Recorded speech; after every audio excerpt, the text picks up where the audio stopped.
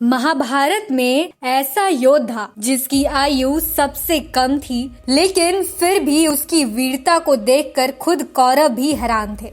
अभिमन्यु ऐसा योद्धा था जो अर्जुन के अलावा चक्रव्यूह भेद सकता था। लेकिन कहा जाता है जब अभिमन्यु अपनी माता सुभद्रा के पेट में था, तब अर्जुन ने चक्रव्यूह भेदने की युक्ति सुभद्रा को बताई थी, लेकिन सुभद्रा सुनते सुनते बीच में ही सो गई थी, इसलिए वो चक्रव्यूह में प्रवेश वाले अंश को ही सुन सके, जबकि चक्रव्यूह से बाहर आने वाले भाग से पहले ही वो सो चुकी थी। इस कारणवश अभिमन्यु को चक्रव्यूह का आधा ही रहस्य पता था। कहा जाता है कि महाभारत में चक्रव्यूह भेदने के लिए अभिमन्यु अकेले ही उतरा था, लेकिन आखिरी चक्रव्यूह में प्रवेश करते ही कौरव सेना ने युद्ध के नियम को तोड़ते हुए अभिमन्यु को घेर कर उसका वध कर दिया। महाभारत में अभिमन्यु तो चक्रव्यूह नहीं भेद सका, लेकिन महाभारत की रणभूमि कुरुक्षेत्र में आज भी चक्रव्यूह रचने और भेदने का खेल खेला जाता है। महाभारत में जिस चक्रव्यूह का प्रसंग आता है,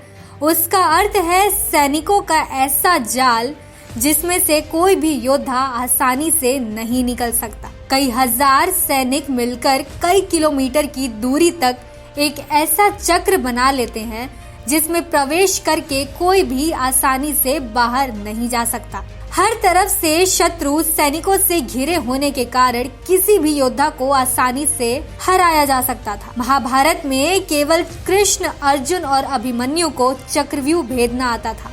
महाभारत में युद्ध के 13वें दिन अभिमन्यु के लिए चक्रव्यूह की रचना की गई थी, जिसके बाद उनकी मौत हो गई थी। वहीं माना जाता है कि महाभारत में हरियाणा की एक जगह तानेसर से अभिमन्यु ने चक्रव्यूह में प्रवेश किया था। उस जगह को आज कुरुक्षेत्र थानेसर के नाम से जाना जाता है। वहाँ के बच्चों को चक्रव्यूह भेदना आता है, यानी यहाँ पर चक्रव्यूह रचना और उसे भेदने को एक खेल की तरह खेला जाता है। कहा जाता है कि यहाँ के लोगों को यह कला प्राकृतिक रूप से मिली हुई है। कई घंटे खेलने के बाद भी जीत हार का फैसला नहीं हो पाता। मुख्य रूप से यहाँ पर अमीन यानी कि जो कुरुक्षेत्र में एक गांव है, जहाँ पर आज भी बच्चे गलियों गलियों में इस खेल को खेलते हैं। यहाँ से थोड़ी सी दूरी पर एक किला है, जहाँ पर वीर योद्धा अभिमन्यु की वीरता की कहानी सुनने के लिए लोग दूर दूर से आते हैं।